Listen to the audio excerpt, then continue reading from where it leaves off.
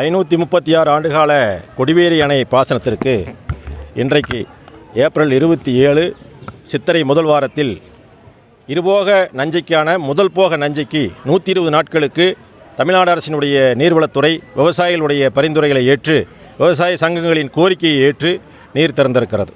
இன்றைக்கு பவானிசாகர் அணையினுடைய நீர்மட்டம் சுமார் 70 அடியாக இருக்கின்றது.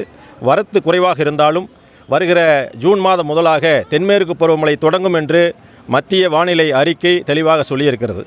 இந்த நேரத்தில் எங்களுடைய கொடிவேரி பாசனமான சுமார் 40,000 ஏக்கருக்கு நீர்ப்பாசனங்களை கொடுக்கின்ற பட்சத்தில் இந்த 40,000 ஏக்கரும் குளிர்ந்து தென்மேற்கு பருவமுடைய பருவக்காற்றை மேற்கு தொடர்ச்சி மலை நீலமலைக்கு இழுக்கும் என்பது அறிவியல் பூர்வமான உண்மை.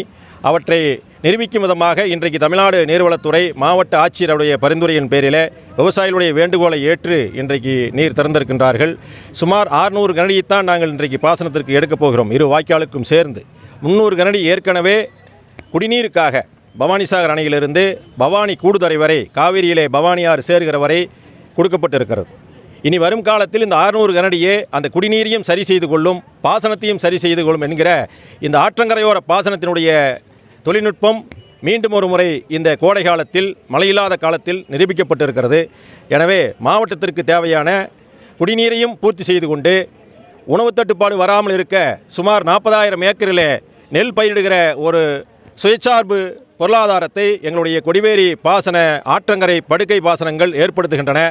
இதை தமிழ்நாடு அரசு புரிந்து கொண்டுதான் எங்களுக்கு நீர் திறந்திருக்கின்றது. எனவே தமிழ்நாடு அரசுக்கும் மாவட்ட ஆட்சித்தலைவருக்கும் அணை செயற்பொறியாளர் பவானிசாகர் அவர்களுக்கும் நிறைந்த நன்றிகளையும் வணக்கத்தையும் தெரிவித்துக் கொள்கின்றோம். தடப்பள்ளி வாய்க்காலை பொறுத்தவரை விவசாயிகளுடைய வேண்டுகோளை ஏற்று சுமார் 40 இடங்களில் மதகுகள் சீரமைக்கப்பட்டிருக்கின்றன. 40 மதகுகள் முற்றிலுமாக சிதைந்த மதகுகளை அப்புறப்படுத்திவிட்டு இப்பொழுது முழுமையாக சீரமைக்கப்பட்டிருக்கிறது. அதே போல சிங்கியம் கனால் ஓபியின் அருகில் சிங்கியம் வாய்க்காலுடைய நீர் பிரிவு பகுதி மேடாக இருக்கின்ற காரணத்தால் முறையாக நீர் செல்லாத சூழலில் சுமார் 2 கோடி ரூபாய் செலவிலே இன்றைக்கு முழுமையாக அவை காங்கிரீட் செய்யப்பட்டு பிரிவு வாய்க்கால் செப்பனிடப்பட்டிருக்கிறது.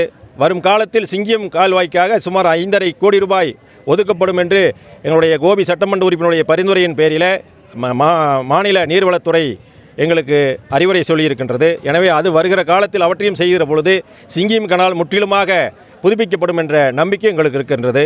அதே போல் அரக்கங்கோட்டையிலும் சில மதகுகள் இன்று இதுவரை புதுப்பிக்கப்படாமல் இருக்கிறது. அரசிடம் சொல்லியிருக்கின்றோம். வரும் கோடை காலத்தில் அவற்றையும் புதுப்பித்து தருவதற்கு அவர்கள் ஏற்பாடு செய்வதாக சொல்லியிருக்கின்றார்கள். இந்த 120 நாட்களில் கடைகோடி விவசாயிக்கும் கிளை வாய்க்காலுக்கும் தண்ணி போய் சேர்ந்துருமா? 120 நாட்கள் என்பது மிக கட்டுப்பாடான ஒரு காலகட்டம்தான்.